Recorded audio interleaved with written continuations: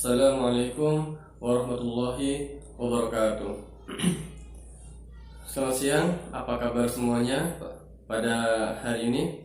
Semoga semuanya dalam keadaan sehat walafiat, semua dilindungi oleh Allah Subhanahu wa taala. Nah, pada saat ini bangsa Indonesia dan juga seluruh dunia sedang mengalami sebuah pandemi, sehingga yang membuat semua roda kehidupan itu banyak yang berubah. Tak terkecuali dalam dunia pendidikan, yang dulu biasanya kita belajar langsung bertatap muka antara guru dengan siswa, guru dan murid, maka pada saat pandemi ini pemerintah telah membuat sebuah anjuran atau peraturan untuk belajar secara online. Nah, maka pada kesempatan pada siang hari ini, perkenalkan, nama saya Agung Fadilah Ramadan. Saya akan memberikan sedikit materi tentang pelajaran bahasa Indonesia. Materi yang akan saya sampaikan antara lain yaitu yang pertama adalah penggunaan kata di, dan yang kedua adalah pembinaan dan pengembangan bahasa Indonesia, dan yang ketiga adalah kedudukan dan fungsi bahasa Indonesia, sedangkan yang keempat adalah ragam bahasa Indonesia. Dan langsung saja supaya tidak berlama-lama, yang pertama adalah penggunaan kata di. Kata di ini kelihatan mudah, kelihatan gampang, tapi banyak di antara kita yang masih bingung, bahkan salah dalam penggunaannya. Apakah kata di ini disambung dengan kata lain ataupun dipisah dengan kata lain? Ini banyak di antara kita yang masih bingung, bahkan masih keliru. Nah, dalam penggunaan kata di ini ada dua macam. Yang pertama yaitu di sebagai kata depan atau nama lainnya preposisi. Nah, apabila kata di ini menjadi kata depan, maka penulisannya harus dipisah. Maksudnya kata depan atau preposisi itu apa? Yaitu kata di ini digunakan untuk menunjukkan waktu, menunjukkan tempat, dan menunjukkan suasana. Nah, jadi penulisannya harus dipisah.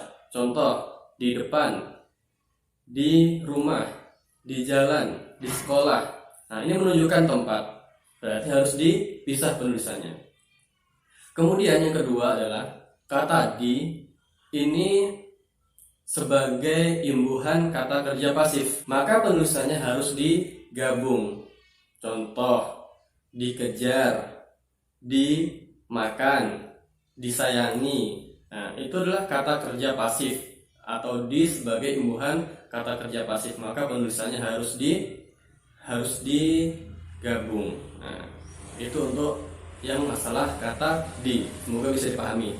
Nah, kemudian yang kedua adalah pembahasan yang kedua adalah mengenai pembinaan dan pengembangan bahasa Indonesia. Kenapa perlu adanya pembinaan dan pengembangan bahasa Indonesia? Karena ada beberapa faktor. Yang pertama yaitu tidak dipungkiri bahwasanya masih banyak sekali bangsa Indonesia ini yang belum mampu untuk memahami dan menggunakan bahasa Indonesia itu dengan baik dan benar. Nah, itu faktor yang pertama. Faktor yang kedua adalah banyaknya warga Indonesia yang dia itu merasa malu, merasa gengsi dalam menggunakan bahasa Indonesia. Bahkan sebagian mereka merasa bangga apabila menggunakan bahasa asing. Apakah tidak boleh menggunakan bahasa asing? Boleh, silahkan kalian menggunakan bahasa asing, tapi jangan sampai mengurangi kecintaan kalian atau mengurangi kecintaan kita ini kepada bahasa Indonesia. Nah, sebagaimana Balai Bahasa itu membuat sebuah seruan, yaitu yang pertama, utamakan bahasa Indonesia. Yang kedua, lestarikan bahasa daerah. Dan yang ketiga adalah kuasai bahasa asing. Nah, jadi dalam konteksnya, kita mengutamakan bahasa Indonesia dalam berbicara, dengan siapa berbicara, kita utamakan dengan menggunakan bahasa Indonesia. Nah, kemudian kita melestarikan bahasa daerah. Maksudnya apa?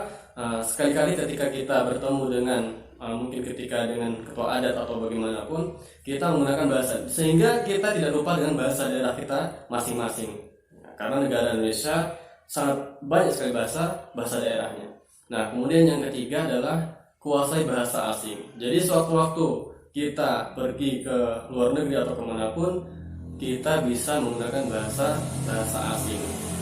Kemudian bagaimana upaya supaya kita itu bisa mengembangkan bahasa Indonesia itu dengan baik?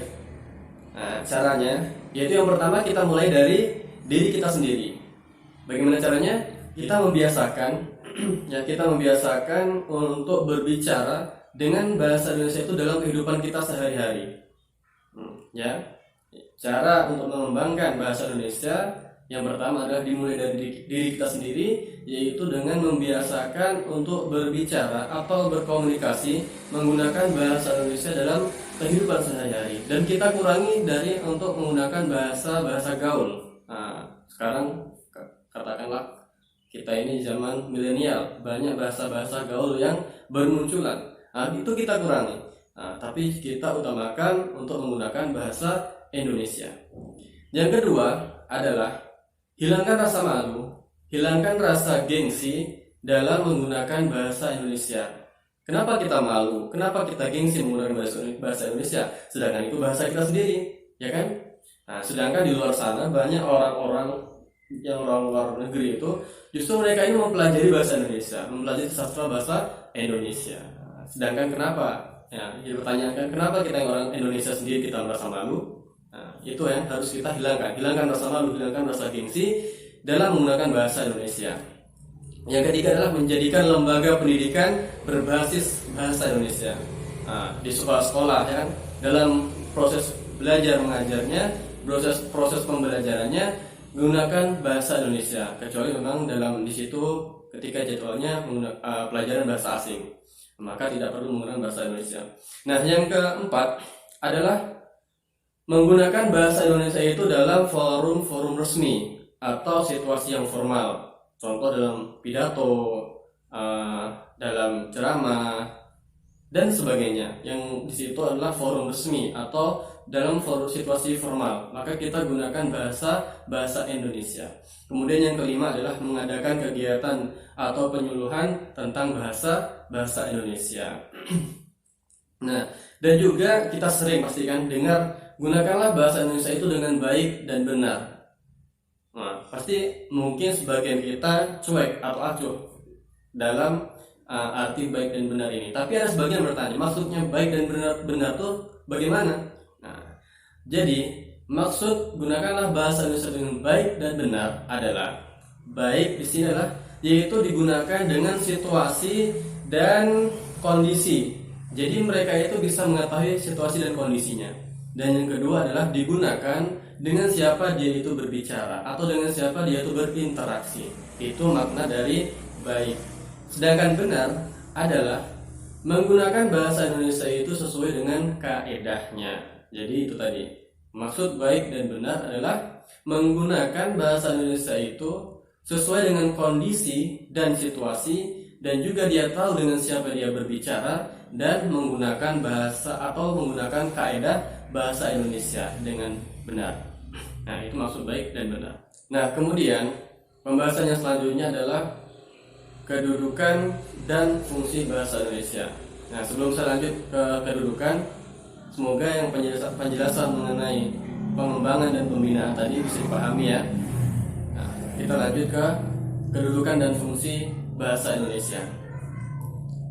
Sudah kita ketahui atau sudah pasti kedudukan bahasa Indonesia itu adalah sangat penting, tidak bisa diganggu-gugat, sangat penting kedudukannya.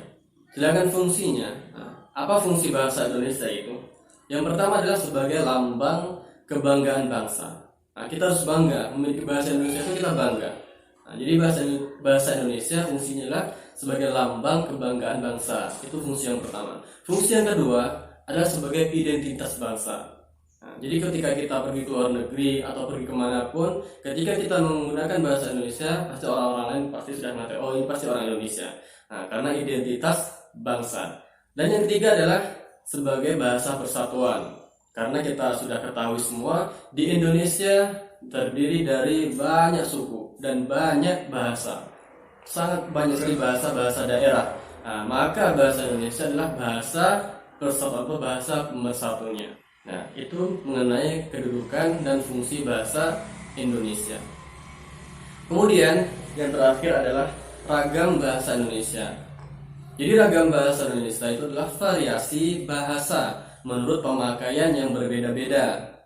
Kemudian menurut topik yang berbeda-beda atau menurut topik yang dibicarakan.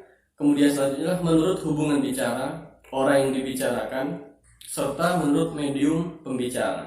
Nah, kemudian pemakaian bahasa Indonesia itu dalam segi pemakaiannya, bahasa Indonesia itu dibagi menjadi dua macam, yaitu bahasa baku dan bahasa tidak baku. Apa itu bahasa baku?